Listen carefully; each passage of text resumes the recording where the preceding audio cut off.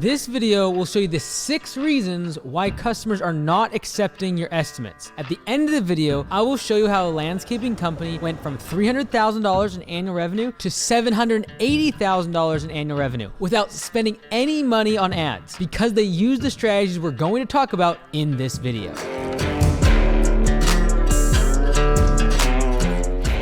The first reason that customers don't accept your estimates is because they don't even see the email. When you send out the email, I want to send it via text and email at the same time. If you're only sending it via email, send it via text as well. And if your CRM doesn't have the ability to send out text, just copy the link or attach a PDF and send it via iMessage. You want to get to the customer, and if they don't see the estimate, they will never accept it. I'm also going to automatically resend the estimate to a customer until I hear back from them. I'm going to attach the PDF to the email.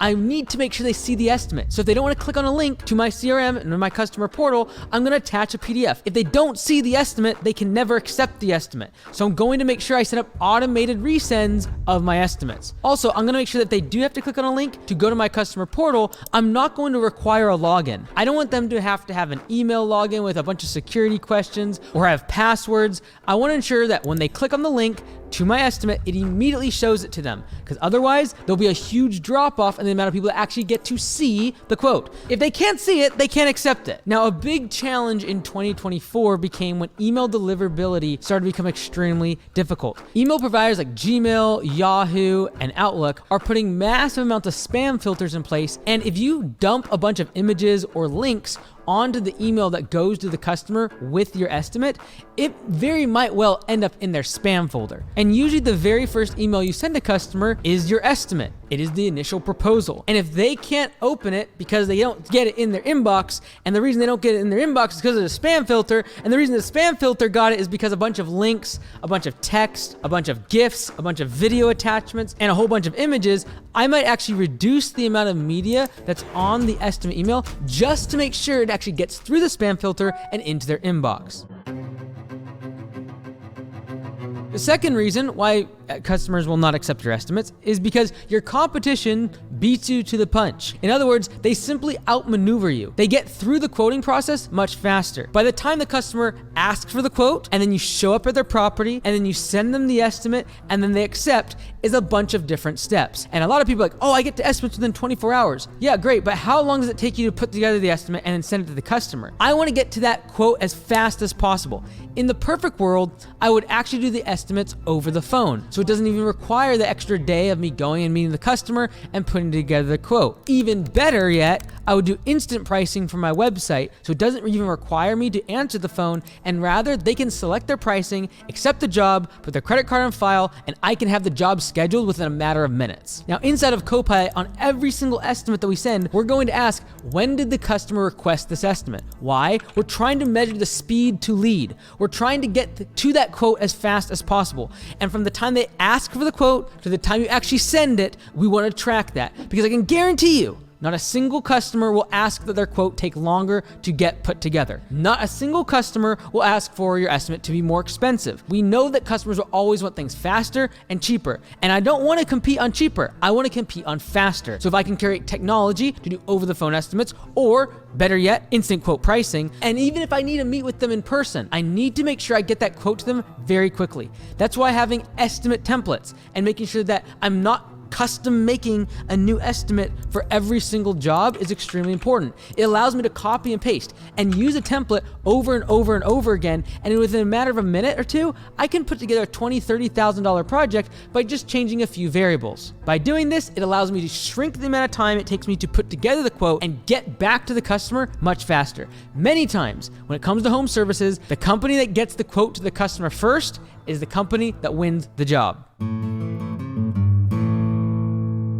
The third reason why customers do not accept your estimates is because you're not tracking the reasons why they decline your estimates. I want to know, do most of my customers think that I'm overpriced? Are people not accepting my estimates because they're scheduled 2, 3, 4, 5 weeks from now? Are they not accepting my price because they don't understand my estimate? I need to know why people are declining, because if I can solve those problems in my business, I can then get more people to accept. Two of the major reasons why people decline an estimate is because of price, because if it was 0, they'd usually accept, and because of scheduling. And there's a host of other reasons they might not accept you, like they didn't like your uniform, or they didn't like how long it took you to get the quote back to them. But I need to know that so I can solve those problems in the business. And recently at Copilot CRM, we've made it when a customer clicks on decline of an estimate, it requires them to tell us a reason why. Is it price? Is it because of scheduling? Or is it something else? And we need that information as business owners to be able to actually know how to adjust the things in our business. Like if everyone is saying that price is the problem, I'm probably going to start creating different tiered options for each service.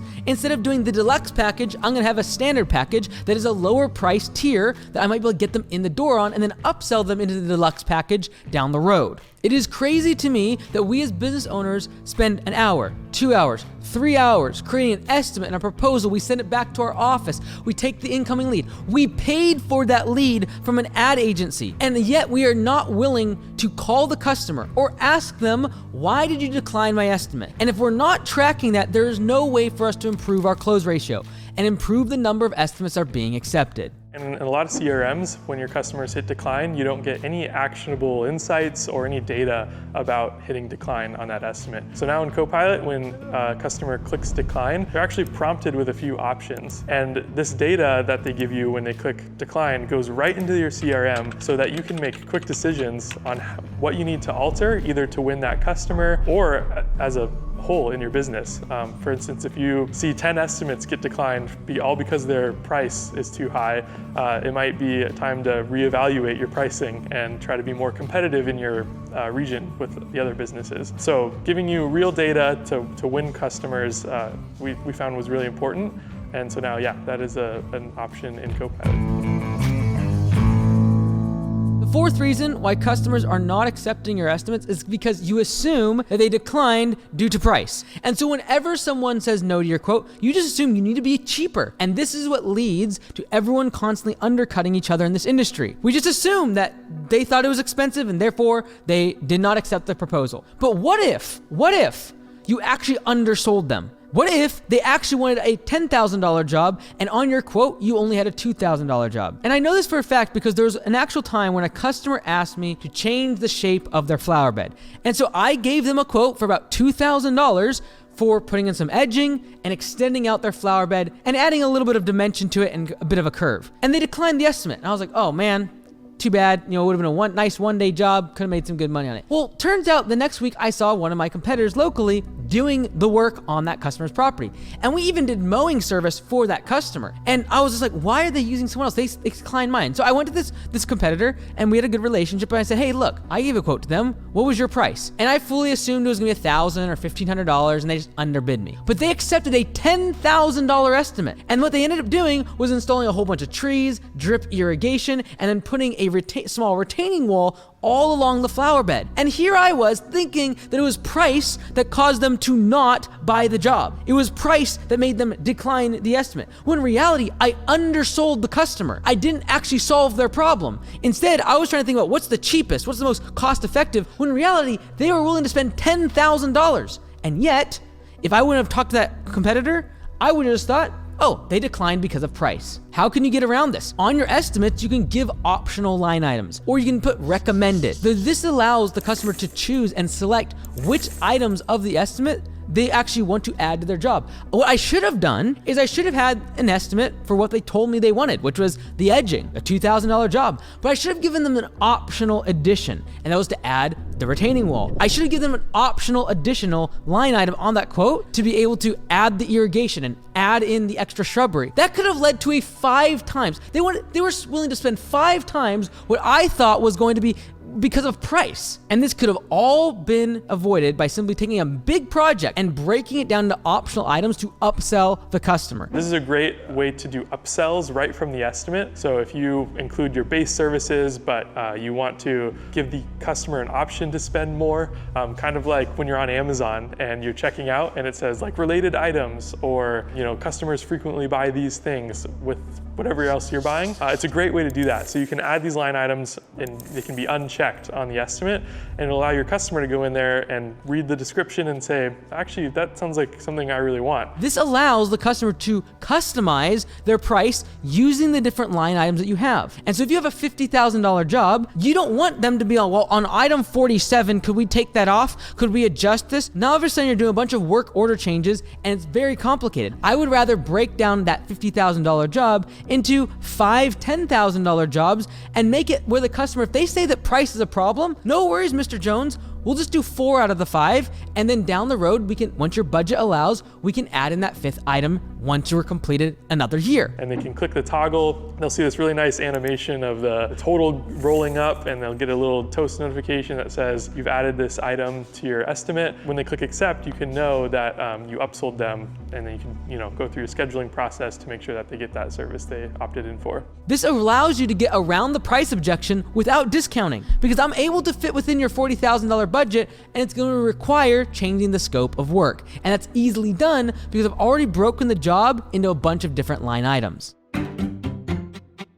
The 5th reason why customers do not accept your estimates is because of the abandoned cart. This is also known as follow-up. Now, inside of online retail, it is very popular to send an email or a follow-up message when you have abandoned your cart. In other words, you have put things inside of the cart and then you did not check out. And this happens every single day in home services. People ask for an estimate, you give them a proposal, and then you never hear from them. And why is it that we in the home services don't follow up with customers? Why don't we, like these great online retailers that send emails saying, hey, this was in your cart, why don't you go ahead and put it back in and let's go ahead and check out? Instead, we in home services just send the quote out, cross our fingers, hold our breath, and hope they click accept. When in reality, first off, they might not have seen it. Secondly, they might have just forgot about it. Why are we not following up? Last year at Augusta Lawn Care, I studied over 100 locations and what their close ratio was. Close ratio is the number of accepted estimates divided by the total number of estimates that were sent. Now, 36% of estimates that were sent to customers were accepted if there was no follow-up, if we never called them and we simply sent the quote to them. But that close ratio jumped from 36% to 68% by changing just one thing. No, the price wasn't lower. No, there was nothing changed around the advertising or the way the quote looked. Only one thing changed, and that is that at least 3 times the quote was followed up on. They called the customer at least 3 times. They tried to answer questions about the quote. They confirmed that the customer received the quote, and they made sure they actually got a yes or no from the customer. Simply by following up on the people that have asked for a quote but never accepted or rejected the quote will massively impact the number of accepted estimates you receive. Sometimes your customers just have busy lives and they'll forget that you even sent them an estimate. So with Copilot, you can actually use, we call it our sequence automation feature. You can use it to build out pretty robust automations that take that load off of you trying to remember it and automate the process of following up with an estimate. So we've seen this use case quite a bit. There's a lot of companies that will set up an automation as a estimate follow-up process. And the nice thing about these is they're fully customizable, fully editable for whatever is best for your company. But you can actually use that then to trigger an automation when you send an estimate, and then have automatic follow-ups that you can do every 1 day, 3 days, 7 days, and send different emails each time to your customer to remind them that they have an estimate. And then that automation, you could set up that it'll automatically end when the estimate is either accepted or declined, so you don't accidentally continue sending them follow-ups even though the estimate changed status. Now, when it comes to follow-up, yes, you can call them, and that's powerful. But you can also do other things, like grab your iPhone and make an iMessage video. They're going to open it up. The response rate on text messages that we send out from Copilot is almost 100%, whereas an email, you might be lucky at 30, 40, 50% open rate, let alone them actually reading it. People will read their text messages. Now, if you want to take it to the next level though, send it with an iMessage, because they know when they see that blue bubble, they know there's a real person. This is not automated at all. The question is, are you willing to do follow-up? But honestly, you can do 10, 15 follow-up videos in an hour. I believe that in that hour, at least 1 or 2 new jobs will be accepted. And so if you have a lifetime value of a new customer is $5,000 over the course of several years that you do service for them, and I'm able to get 1 or 2 of them in an hour's worth of just making videos on my iPhone, I think that's a good trade. Another thing you can do to follow up on people that have not accepted the estimate, they haven't declined it, and they're just kind of the status of the estimate is just pending, I can actually send them a screen recording and use this tool like Loom. There's a whole bunch of other screen recorders, and just literally have a video camera on my face from my computer, and then also just be walking through the quote, explaining the quote to them. You're like, oh, I already met them in person. They already know what's on the quote. Yeah, but they haven't seen you actually explain every line item. They might just be confused about one line item on your quote, and for that reason, they haven't clicked accept. We trim the shrubs, winter prune, trim the trees. I know you don't have any shrubbery really up front, but you have some in the back by the back patio. Trim and remove low-hanging branches, edge garden beds, walkways, but we also include snow removal. So we would do your front steps right here, your walkway, and then your driveway, and then we'd go up to your mailbox, which would be just right here. So that way you can still use your home and your driveway and everything else like normal, and it's all clean and ready to go. I don't want one tiny little question like they don't know what type of bark mulch I'm putting in, or the type of bush that I said on the estimate. They're not sure what that looks like. I don't want something like that blocking them from clicking accept. And if I don't follow up on that abandoned cart, on that pending quote that I just didn't hear back from, you will never get the job accepted. Because usually it's just one little question about scheduling, about a certain material, about a certain installation of how that's going to work. And once you resolve that, once you get through that one question, they want to accept the job, because ultimately the customer did not contact you to get a quote. They contacted you to solve a problem. And until they accept the quote, transact with you, and you come do the work, they never actually achieve what they are looking to do, which is solve the actual root of the problem. The sixth reason why customers do not accept your estimates is because you have a lack of social proof. Once they look at your estimate, we have tracked at Lawn Care Web Design and HomeServiceWebDesign.com and seen that people, once they get their quote, will many times go look at your website. What are they doing? They're looking for social proof. They're trying to validate whether or not choosing your service is a good decision. What are they looking for? They're looking first and foremost for your website. Is there videos? Is there pictures? Is there reviews? Is there pictures of work you've done in the past? Is there pictures of your truck, your uniforms? Is it clear to them that you've been around for a while, you're a reputable company, and you're going to do good work? They're gonna look at your Google reviews, and trust me, they usually go to your website first, so you should probably have your Google reviews on your website. They're also gonna go into your social media, like Instagram, on Facebook. And so if you're trying to be on Instagram, being an influencer in your industry, probably not gonna be a great look for your customers. Be local. Show local jobs that you're working on. Show behind the scenes of your crew. Show behind the scenes of your office, or maybe maintenance on your equipment. Show the before and after of work that you're doing on the main drag of your community, so they know, oh, I can trust them, they're local. I can trust them because they've done this for years. I can see all these posts time and time again, all these different jobs. Oh, I can trust them because they have a call center. I can trust them because they answer their phones. I can trust them because they did it for Mr. Jones who lives on Main Street. That's the type of social proof they're looking for. And so if you don't have a website, you don't have Google reviews, and you don't have any social media presence that shows you're a local company, they're not gonna trust you. And after they look at your estimate and they try to validate social proof, they will not click accept on the estimate. Now, one of our clients at Lawn Care Web Design recently came to us. They had no profit in the business. They're doing $300,000 in annual revenue. And in 1 year, they got the website, and in 1 year, they were making $780,000. Now, I'm gonna go over exactly what they did. The very first thing they did is they stopped marketing.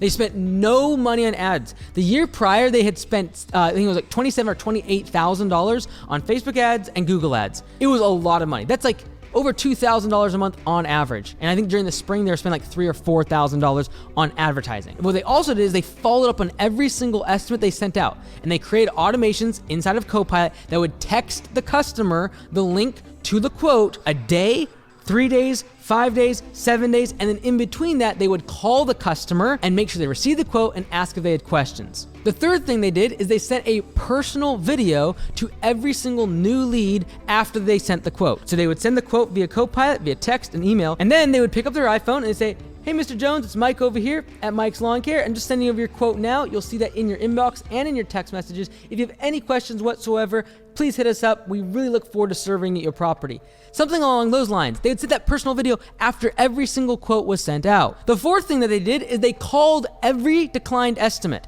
Now here's what's crazy. They called every single quote that was declined by their customers and just asked why. And get this, 1 out of 5 of the declined estimates actually ended up accepting the quote because they declined it because of price, and then they were able to negotiate, or they were able to cut out pieces of the job to fit within the customer's budget. Or they actually declined the estimate estimate simply because they didn't understand something or were wondering about the scheduling. And so now inside of Copilot, the customer can just click request changes instead of declining the estimate. Because many times they just want some sort of revision and then they're ready to accept. The fifth and final thing that they did to improve their business and go from $300,000 to $780,000 in 1 year without any advertising was they improved their website. They used lawn care web design and got over 50 Google reviews. In the first year, they had less than 10 reviews, and their website didn't even show up on the second or third page of Google. Within 6 months, they got 50 reviews and got to the very top of Google ranking inside of their market. Many times in home services, we believe we have a leads problem, when in reality, the leads we got are just fine. We just stink at following up and closing those jobs from leads into paying customers. If you want to see everything that we're doing with the customer portal inside of Copilot CRM to make sure the highest percentage of your estimates get accepted, go to copilotcrm.com.